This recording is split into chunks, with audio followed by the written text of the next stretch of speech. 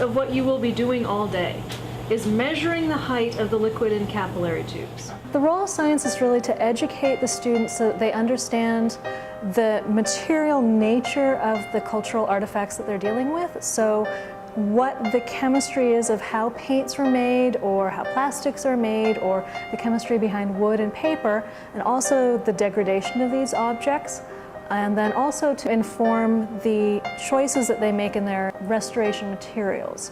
What the materials are going to do, how they're going to behave as they age, and how that might negatively impact the artwork years down the road.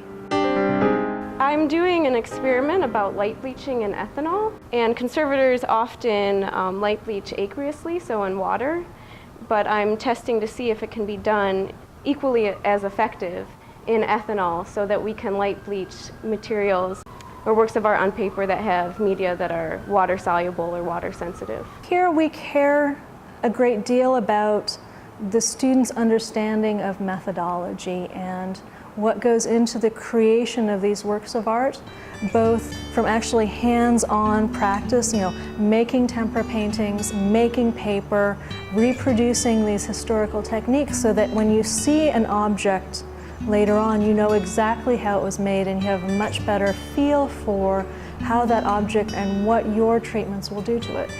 In science in general, there's a lot of issues that are extremely important for them to learn, and the inorganic side of it is exceptionally important for the objects majors who are usually working with metals, glass, and ceramics. And in order to have a good understanding of how these materials are made and how they react when they're either wet or damaged or aged, they need to understand the basic concept and constructs of those materials to treat them properly.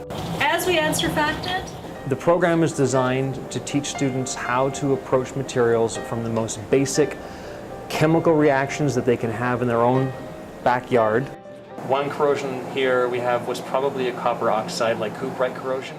Or they have to learn the alternative technique, which is some of the more fancy machines that we have here, so they understand how the techniques work, what questions they can answer using those techniques, and how best to interact with a scientist who can run those. What we have here is a confocal spinning disk microscope.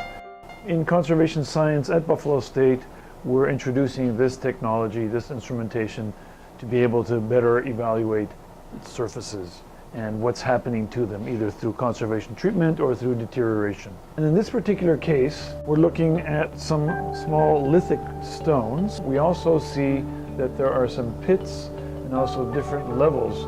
It's not a very smooth, although it appears smooth and glossy. So now what we need to do is we go to the confocal mode.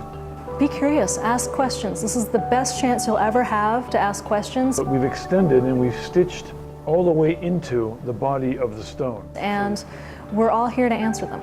And we may not know the answers, and nobody may know the answers, but you might be able to figure it out. I think it's great experience looking at things at different levels. First we start by looking at objects with our eyes unaided, and then we'll move to other microscopes.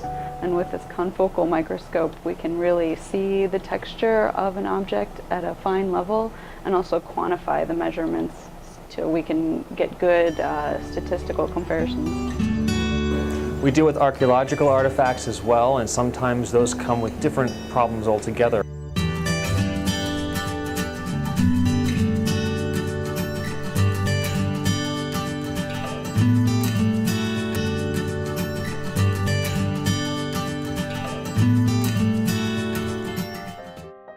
And we train them, in addition to not only understanding about those archaeological time periods and the artifacts that were produced in those time periods, how to treat artifacts that come out of the ground and present their own problems, such as soluble salts and deterioration from salt corrosion.